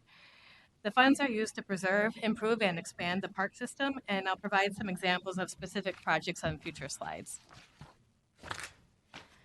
Authorized funds are passed through via grant agreements to park implementing agencies and communities identified by the legislature to receive direct appropriations. The future spending in our CIP represents planned projects to preserve, improve, and expand the regional park system. So some notable modifications to the program this year. We have $16.6 million programmed in the state trust fund and regional bonds for parks projects. And this is new from when we presented to the Community Development Committee last week. As you may be aware, a lawsuit was recently brought against the state challenging the constitutionality of using the Environment and Natural Resources Trust Fund, or ENRTF, as is noted there, to support appropriations bonds. The Metropolitan Council is one of the agencies that received this type of bonding in this last legislative session. The state office of MMB is delaying plans to conduct the bond sale until this litigation is resolved. This has the impact of putting our ability to issue grants on hold.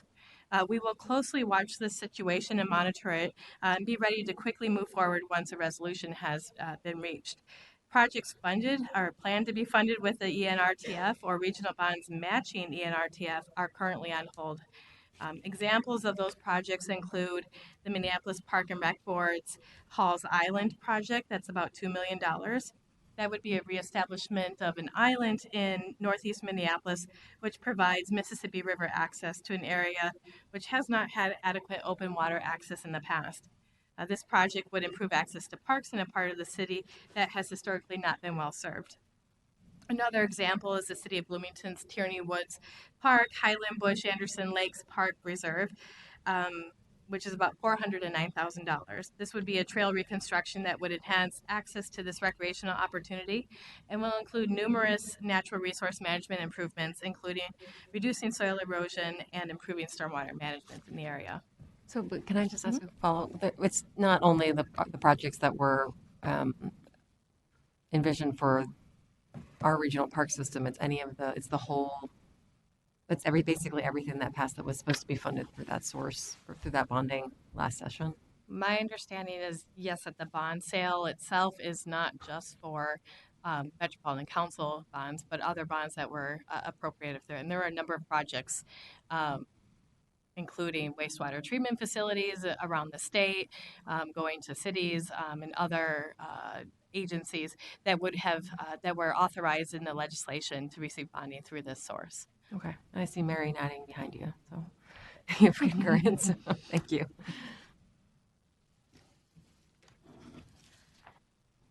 The council serves as a fiscal agent to distribute legacy funds in support of the Metropolitan Regional Park System. The funds are allocated to each park implementing agency in accordance to a formula that's set in state statute. We have, in the authorized program, we have over 100 current authorized legacy projects. This is the Parks and Trails Legacy Fund. They include projects such as the new pavilion at Lake George Regional Park in the city of Oak Grove, multiple improvements to Whitetail Woods Regional Park in Dakota County, and public outreach projects at multiple regional parks agencies. For state fiscal years 2020 to 2021, there are 53 proposed projects that will maintain and improve regional parks. This is part of our planned program. 60% of these projects have been specifically designed to impact equity in the regional park system through reducing barriers to participation across race, age, ability, income, ethnicity, and national origin. The Parks Acquisition Opportunity Fund is the fund that we use for land acquisition to build out the regional system of parks and trails. This fund is a combination of the Parks and Trails Legacy Fund and the Environment Natural Resources Trust Fund and a council match. We have $7 million of authorized funds that are used for acquisition as acquisition opportunities become available, then implementing agencies request those funds. Two recently completed Parks Acquisition Opportunity Fund projects include the West Mississippi River Regional Trail, which you see on your left. In the Three Rivers Park District acquired 7.3 acres in the city of Dayton for the West Mississippi River Trail, managed by the Three Rivers Park District, excuse me. This trail will ultimately run through the communities of Dayton, Champlin, Brooklyn Park, and Brooklyn Center. On the right, you'll see Lower Gray Cloud Island. This is Gray Cloud Island Planned Regional Park in Washington County that falls in the city of Cottage Grove primarily. This recent acquisition secured 3 critical parcels on the northern portion of that property of the island set in southern Washington County. This is right on the Mississippi River and is currently being actively mined, but is set to be expired out of that mining over the next 20 years. And so acquisition has solely been occurring over that time period. In our other category, we include direct appropriations from the legislature and the planned equity grant program. The map you see on the left is the Lake Links Trail around White Bear Lake. Some portions of this trail are part of the regional trail network and others are local trails. The council is passing through funds to Ramsey County, the city of Matamidi, White Bear Township, and the city of White Bear Lake for this project. And as CDC members are aware, we have heard a lot of support for the equity grant program through public comment period and from our implementing agencies on the regional parks policy plan. In the draft plan, we are committing to developing and piloting this program in 2019, but this is in our planned portion and represents going forward for the next several years in our capital program. So with that, I would stand with any additional questions. I know I'm at the end, so thank you. Any other questions or comments? I think seeing none, then thank you. That takes us to the end of our other business and information items. Are there any council member reports that people would like to share? I also don't have any. I'll take a motion to adjourn. Motion. All those in favor say aye.